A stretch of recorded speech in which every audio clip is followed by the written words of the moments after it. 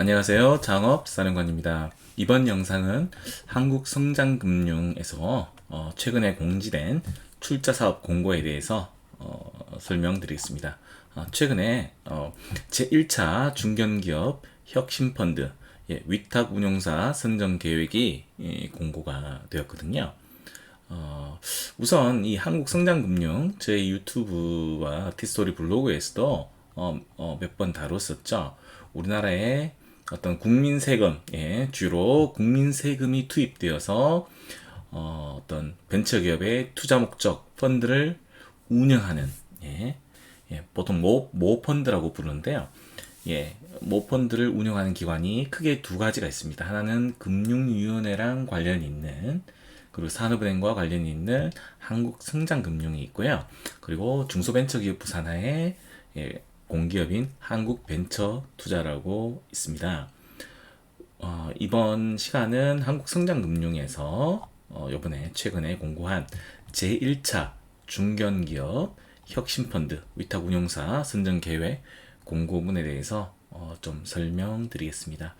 이 한국성장금융 투자 운용에 대해서는 벤처를 운영하시는 분, 스타트업을 운영하시는 분, 그리고 벤처 캐피탈리스트가 되고자 하시는 분, 그리고 엑셀러레이터의 어떤 창업기획자의 어떤 쉽게 말해서 어떤 잡을 구하려고 하시는 분, 그런 분들의 어떤 캐리어 패스를 위해서 좀 꼭 알아둬야 될 그 업계에서 그 관련 업계에 진출하시는 분들은 꼭 알아야 될 기관 중에 아주 중요한 기관입니다.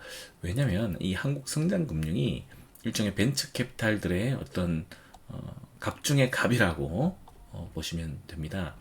왜냐하면 한국성장금융에서 조금 이따 보시겠지만 어떤 쉽게 말해서 선정평가를 통해서 한국성장금융의 어떤 펀드를 운용할 위탁 운용사를 한국성장금융에서 선정평가를 통해서 선정하는 그런 기관입니다. 우리나라에서 뭔가 선정권이 있다는 것은 그리고 어떤 지금 큰 돈이 걸려 있지 않습니까? 큰 선정권이 있다는 것은 그게 바로 갑인 거죠. 갑을 관계에 있어서 한국성장금융은 주로 운영하고 있는 펀드가 이렇게 모펀드라고 있습니다. 구조가 어떻게 됐냐면 이 모펀드를 한국성장금융이 운용을 하는데 이 모펀드의 투자자로서는 주로 한국산업은행, 한국산업은행 그리고 어떤 대기업도 여기에 어떤 펀드의 투자자로 참여를 하고 있습니다. 물론 금융권에서도 참여를 하고 있고요. 그래서 한국성장금융에서 이 모펀드가 한 조 단위가 됩니다. 조 단위를 운용을 하거든요. 근데 일부는 성장금융에서 직접 운영하는 것도 있지만 대부분은 이렇게 선정평가를 통해서 여러 가지 펀드를 만들어서 그 펀드를 운영할 그 잡펀드, 잡펀드를 운영할 위탁 운용사를 공모 절차를 거쳐서 선정평가를 해서 선정을 하게 됩니다. 그 운영할 기관을 보통 이렇게 GP라 부르죠. GP라고 부릅니다. 그래서 자펀드가 이렇게 만들어지면은 자펀드의 종류에 따라서 어떤 특정한 기업에 투자하는 프로젝트 펀드, 프로젝트 펀드라는 것은 운용사에서 투자하고자 하는 대상 기업을 이미 미리 정하고, 미리 정해서 쉽게 말해서 투자할 기업을 미리 정해서 그리고 얼마를 투자하겠다, 투자 규모를 정해서 펀드를 조성하는 것이 바로 프로젝트 펀드입니다. 그리고 블라인드 펀드란 이렇게 미리 정하는 게 아니라 일단 펀드가 만들어지면 그 만들어진 이후에 어떤 기업들을 투자할 기업들을 선정하는 절차를 가지는 그런 펀드를 블라인드 펀드라 하죠. 그리고 어떤 펀드 중에는 LP 투자자로 참여한 그 LP의 지분을 인수하는 그런 펀드도 있고요. 또 뭐 매칭 투자 관련된 그런 펀드도 있습니다. 이번에 그리고 출자 기관을 보시면은 아까 뭐 산업은행도 참여를 하고요. 우리나라 국책은행들 수출입은행 그리고 어떤 민간은행들도 참여를 하고 있습니다. 그리고 산업계에서 이런 대기업들도 투자자로 참여를 하고 있고, 금융유관기관, 뭐 금융투자협회, 한국증권금융자산관리 캠코 이런 어떤 유관기관들이 참여를 하고 있음을 알 수 있습니다. 그럼 하나의 사례로 출자사업 공지사항을 한번 볼까요? 한국성장금융 홈페이지에 가시면은 이렇게 뭐 제1차 중견기업 혁신펀드 위탁운용사 선정계획 공고가 나와 있습니다. 이 공고문을 한번 보겠습니다.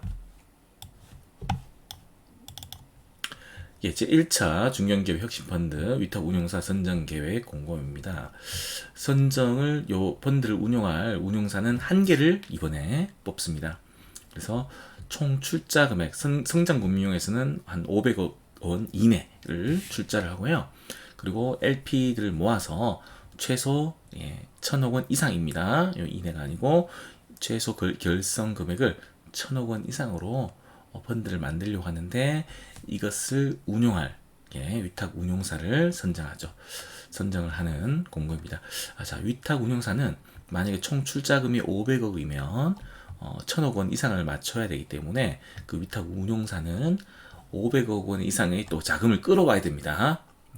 그래서 좀 만만치 않은 작업이죠. 그래서 이 정도 규모로 이렇게 투자자를 끌어올 500억 원은 한국성장금융에서 이제 될 거니까요. 1,000억 원 이상을 맞추려면 나머지 한 500억 원 이상을 또 끌어와야 되거든요, 투자자를. 그래서 그럼 만만치 않은 작업입니다. 하여간 이런 공고에도 보통 뭐 5대1, 10대1 그런 경쟁률을 보이고 있습니다. 그래서 지금 현재 공고 중인데요. 4월 6일까지 지금 모집하고 있네요. 그래서 펀드 결성 시향은 아까 말씀드렸지만 500억 원을 추가적으로 끌어와야 되지 않습니까? 그래서 시간이 좀 걸리기 때문에 최종적으로 물론 뭐 확약서 이런 보통 확약서 이런 것들을 쓰긴 하지만 실제적으로 선정이 됐을 때는 실제적으로 또 자금을 끌어와야 됩니다. 그래서 그 자금 끌어오는 게 그게 만만치는 않죠. 500억 원. 그래서 좀 펀드 결성 시한을 한 선정일로부터 한 6개월 이렇게 유도를 주고 있고요. 물론 부득이한 경우 이 펀드 레이징이 잘 안 될 때는 뭐 3개월 동안 또 추가적으로 연장을 할 수 있다고 되어 있네요. 투자 대상은 중소 중견기업을 주로 대상으로 하고 있습니다. 그리고 보통 운용사 GP라고 하는데, 운용사 같은 경우도 일부 약정 총액의 한 1% 이상 책임감을 느끼도록 하기 위해서 운용사 입장에서 운용사도 이렇게 1% 이상 출자를 하게끔, 한 1,000억이면 한 10억 원이 되겠죠. 운용사가 한 10억 원 이상 출자를 하는 그런 조건이 있네요. 그리고 펀드의 존속 기간은 8년, 그리고 투자 기간은 결성일로부터 4년 이내, 4년 안에 다 투자를 완료하는 그런 방식으로 되어 있습니다. 그리고 이 위탁 운용사의 메리트는 뭘까요? 어떤 메리트를 갖냐면 관리 보수를 받죠. 여러분 혹시 펀드 투자 해보셨습니까? 그러면 관리 수수료, 일종의 수수료를 떼가죠, 걔들이. 그래서 이 위탁 운용사 같은 경우는 한 500억 원 결성일부터 2년 사이에서는 아까 펀드 여기 투자 기간 보시면은 총 존속 기간이 8년 이내죠. 그래서 결성일로부터 2년, 그리고 2년부터 만기까지는 이렇게 구분을 지어졌는데요. 관리 보수율을 이렇게 구간별로, 금액 구간별로 합산하여 적용을 하고 있습니다. 그리고 일종의 이거를 운용하는 사람들을 핵심 운용 인력, 즉 펀드 매니저라고 하지 않습니까? 펀드 매니저가 연봉이 센 이유가 만약에 펀드의 수익률이 7%, 이제 투자 회수를 하고 엑시트를 했을 때 기준 수익률이 7%를 봤을 때 7%를 넘어가는 초과 수익의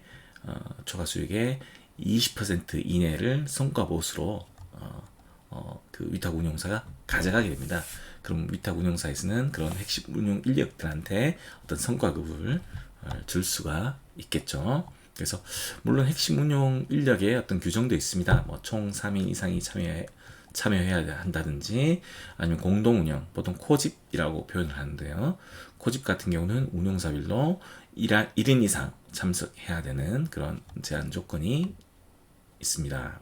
그리고 보통 뭐 투자 경력이 몇 년 이상 돼야지만 이런 핵심 운용 인력으로 참여할 수 있네요. 그래서 여러분들이 이제 스타트업을 운영을 하거나 또는 이런 벤처캐피탈 쪽 업계에 진출하기 위해서는 꼭 아셔야 될 기관 중에 하나가 한국성장금융입니다. 꼭 기억하십시오.